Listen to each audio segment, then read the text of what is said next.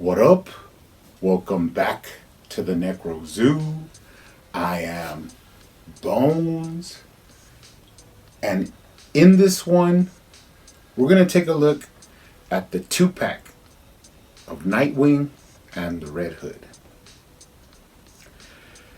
Now, I've really been anticipating opening this one up because of the Red Hood figure. Now, the Nightwing, it is just pretty much a repaint of the original release in the blue color. This one right here.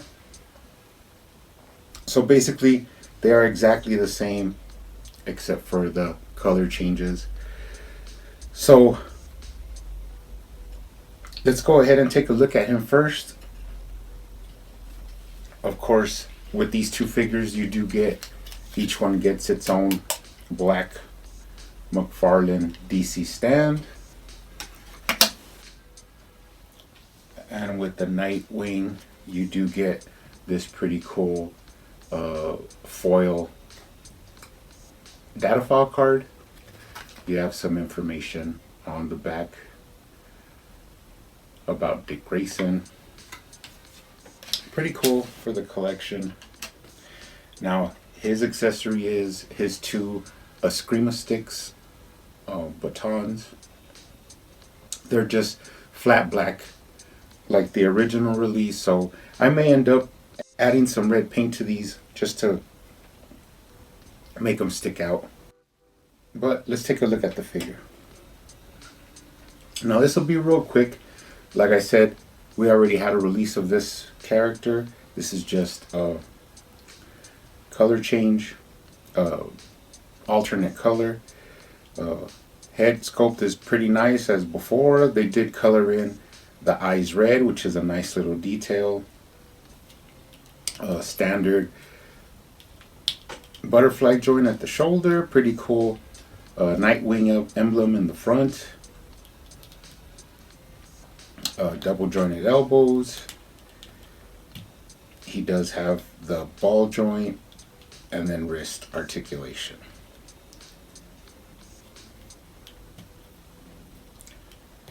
Pretty cool. The only detail he has is like one strap on his arm. If this was a real red suited Nightwing, they should have gave him the gauntlet blades on the side, but it is what it is. So let's just keep going. He does have full rotation at the abs, leans back pretty good. People were calling this lower part the diaper Nightwing, but it's, for me, it's pretty snug. I mean, it's not that loose. It adds for like a lot of articulation and posability because it's like has enough looseness to let him move around, but it not too tight where it restricts the articulation. Standard leg movement, double jointed knee, a McFarlane ball ankle joint, and then he does have toe articulation. Like I said, not too much new about this figure because he's just a straight repaint. But all in all, I will be adding him to the collection. And quite frankly, I'm happy to add him to the collection because I'm like a completist. As you can see, I pretty much only collect DC. That way I could concentrate on just having the complete collection, just like I did my DC Universe Classics complete collection. I also have the collection in package, and I have them loose, and that's basically what I'm trying to do now with McFarlane's DC Multiverse. Everybody has what they like to collect, and this is what I like to collect, so pretty cool. I do have another one of these that I'll be adding to my complete unopened McFarlane DC Multiverse collection, which will be pretty sweet. So let's go ahead and go into what I've pretty much been waiting for all this time, which is the Jason Todd Red Hood figure. Now there have been a couple of releases of the Red Hood, but usually they've had some kind of mess up with them, or it just depended what it was, that we never got a really good complete figure. Of course, you have the DC Essentials, which was like pretty close to the ultimate Red Hood figure, and then we do have the Mattel release. Here is my custom one. Now, I was really happy when this finally came out, even though the guns were molded into the holsters, but I fixed that, and now I could remove the guns and actually put them back in the holster, which is pretty cool. I did make them an alternate Jason Todd head that I could switch in and out. I adjusted the height of the head because of the notorious short head that they had put on this guy. And then I also got him a pretty cool bike for him to ride around that he fits on perfectly. So I was really happy when I completed this little ensemble here of the Red Hood. But now I'm happy to get into the McFarlane version of this character. Now with him you do also get a Datafall card. Pretty cool artwork on the front, and then you have some information on the back. Now of course his accessories are his two pistols, pretty cool silver coloring, nice detail. They added like a bat emblem or like a Red Hood emblem on the sides. Now the thing is that they did not put holes for blast effects on these, but I could remedy that very easily by drilling them out, so I'm not too worried about that. But pretty nice looking guns. Now let's take a look at them. Now, as everybody knows, this is the best, just the quintessential Red Hood head sculpt. Awesome candy apple red color that they put that shines. The head is pretty stiff on this one. You could only turn it to the sides, and it really does not look up, but that could be fixed with a little bit of Dremel action. So when I get another one of these to customize, I will be doing that. This one will be just for the collection in his original release form, but I digest. Now moving down, that coat jacket is pretty cool. You open it up and it has that awesome Red Hood emblem there. Pretty cool armor. Armor around the waist. Now, he does have the shoulder butterfly joint. Now this one is a little bit different because he has a bicep swivel right under like where the jacket ends, which usually the figures don't have that. He does have double jointed elbows.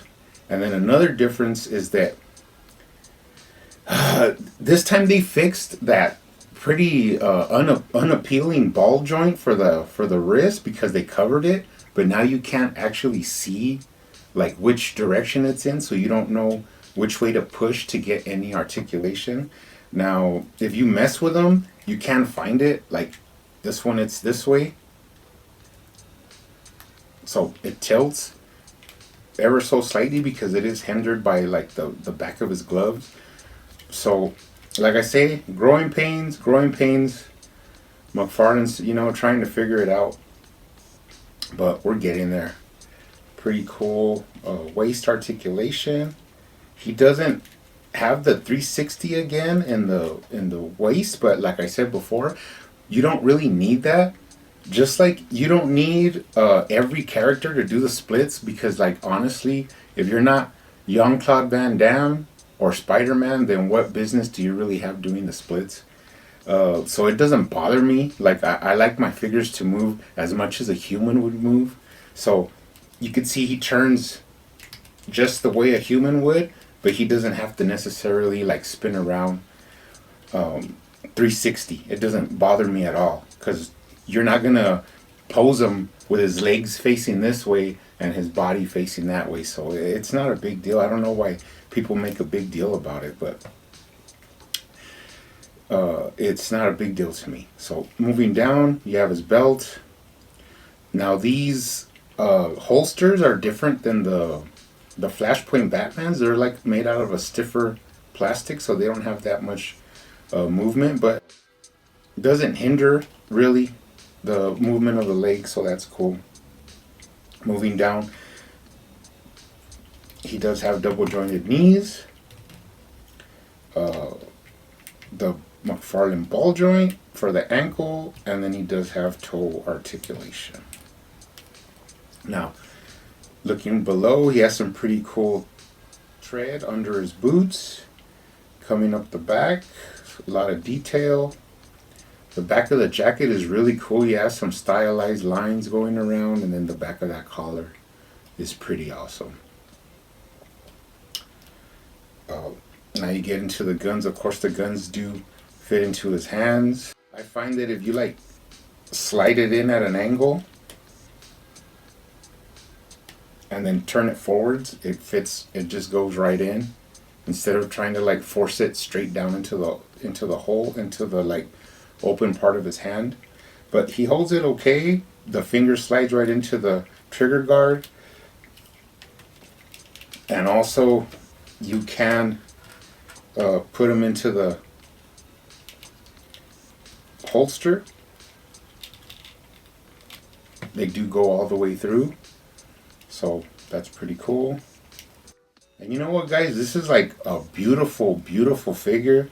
There is a little bit of painting that I'm going to do on my custom one. I'm going to add some silver to the jacket, especially the zippers, and then also the shin guards I'm going to paint silver. And then I'll look for other spots where it'll be where the paint could go, just to give it a little bit more accent.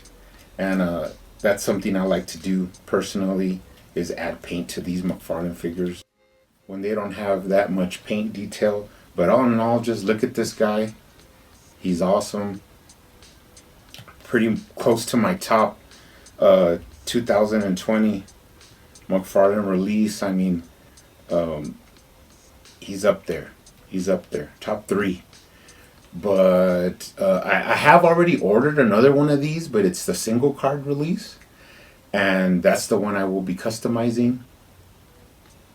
Like I said, I'll be doing that little paint touch-ups, the shin guards. It just depends how I feel or where I see that there could be a little bit of added detail. But one thing for sure is I'm going to make them a custom unhooded version. I'll just have to figure out which head I'm going to use, and then I'll make a video on it to show it to you guys. But pretty awesome Jason Todd figure. I'm really happy to get this guy open and get him into my collection. Awesome release by McFarlane. He's gonna look great on the shelf.